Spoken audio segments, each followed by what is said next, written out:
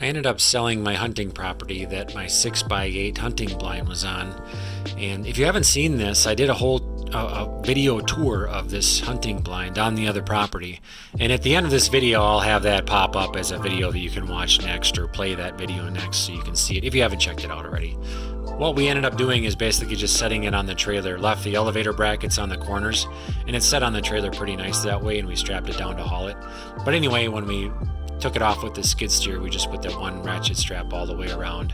Most of the weight was sitting on the forks. That just kept it from tipping forward off the forks. One of the conditions of selling a property is that I get to keep 2 of the hunting blinds that I had out there. So I basically took this down in the reverse order that you're going to see us put it up in. And this is like a time-lapse video here. So 2 things that I needed in order to get this done was access to a skid steer with forks, and a good friend, my buddy Dave here, helped me take it down on the other property and then also put it up on this property. So he was huge. There's no way I could have done it by myself. Dave right there actually is holding on to the urinal hose. We kind of forgot to tie that up before we moved it, but as you can see, I've got the spot picked out. The front side of the blind here is going to be on bricks or concrete blocks. In the back, I had to dig down a little bit to get the posts to sit level. So all 4 of the bottoms are level, and I used basically just a level in a long 2x6 and figured that all out. So and the way that I figured out how far apart to put those holes, well, we had boards going around the bottom right above the ground around the 4 posts. You'll see a little bit later. I just used the lengths and widths of those to determine where I wanted my 4 corner posts to be set. So that's how I knew where they were going to go. So basically we just propped it up and we shoved these are all 4 of these posts are exactly 8 feet long. They're 4x4 brown treat, and we just pushed them up in there and put 2, I think they were 3-inch lag bolts in each of the elevator brackets, and just ran them in with like a DeWalt ratchet drill or impact drill. And once I got it positioned, then we were able to set it right in there. It's set pretty much perfectly. I had blocks also in the 2 back holes where I had to dig down into the dirt a little bit. So all 4 corners are sitting on a concrete pad of some sort. And I just want to make sure I checked it with level before we got, really committed to bracing it up and so on.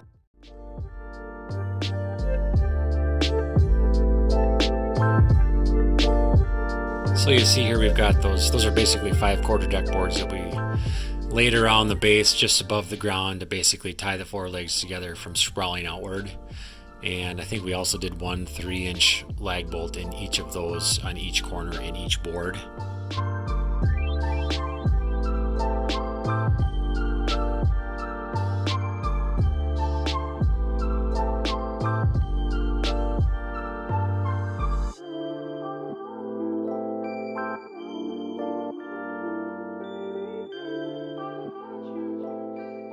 Once we had all 4 of those lower boards in place, then we started to attach the cross members. And again, the cross members each got 1 3-inch galvanized lag bolt in each end.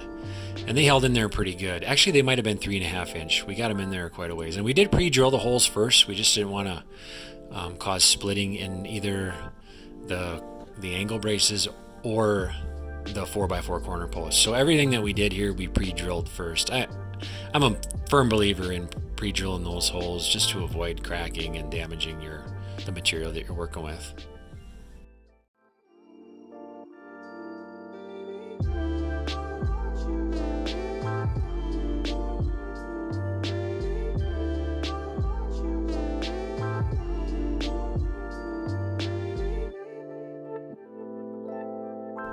A couple of those were a little bit long. I'm not sure how that happened. We must have had them going the other way on the other when we had it in the other spot, so we had to cut them down a little bit to make them fit.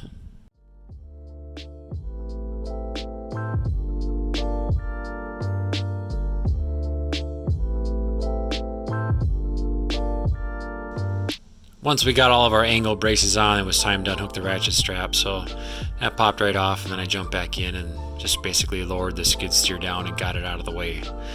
One of the things we didn't think about doing while we had it on the skid steer closer to the ground was putting the porch roof up, so we end up doing that later after we get the little back deck on here. So, and again, I just unbolted everything from the other site and saved all the bolts. The holes were already drilled from before, It was a couple of, I think, 1/2 inch by like 4-inch bolts that hold the front side of the little deck landing on there.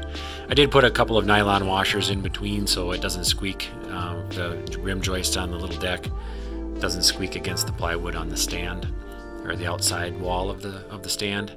Oh, and also, since these back 2 posts were down to the ground a little ways here, my ladder ended up being a little bit long, so we ended up cutting like 1 foot off of each end of the ladder just so it wasn't sticking up too far.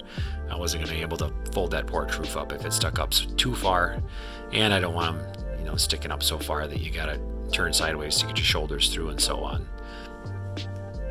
And here we had brackets too already. They were already taken off from the other one, so we just basically bolted everything right back together.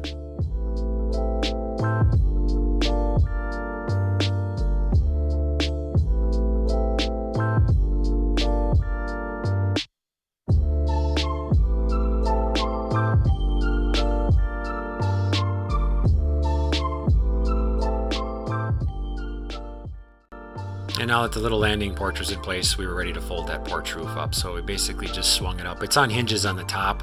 I designed it that way so that I could trailer it to the first property down the road without the whole thing being wider than what the road restrictions allow.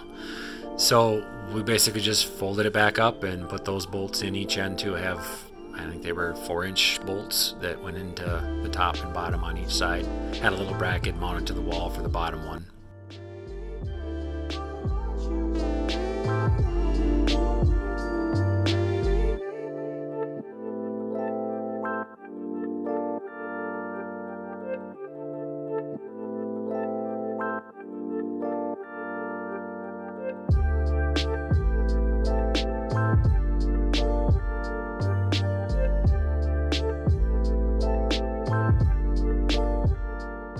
It was pretty cool to step up inside there and take a look for the first time at the view. One of the reasons why I decided that I wanted to purchase this property was because of the view from this hill. I knew right away as soon as I stood there it would be a great spot to put a blind.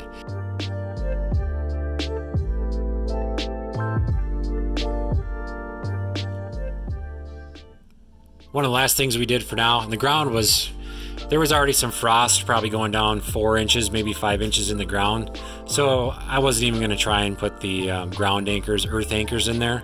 So I had 4 of those street sign posts. They've got holes punched in them all the way down. And we basically just pounded those in, and I got them to go down, I don't know, 1.5 feet, 2 feet each on each corner. I was able to pound them through the frost. And then we just took a 3-inch lag bolt and we bolted them right into the 4x4. So got one of those set for every corner, hoping that's going to be enough to carry it through the winter for now. If we don't get a major blizzard with some 100-mile-an-hour winds, I think I'm going to be okay. But I am going to come back in the spring when the ground is thawed, and I'm going to put 2 earth anchors down, one off of each end, and also cable it down just for a little extra insurance. I do not want to have to pick this stand up off the ground from a windstorm. So that's it. Once again, it's all set up and ready to hunt. And also, once again, I can't wait for hunting season to roll around and hunt out of it.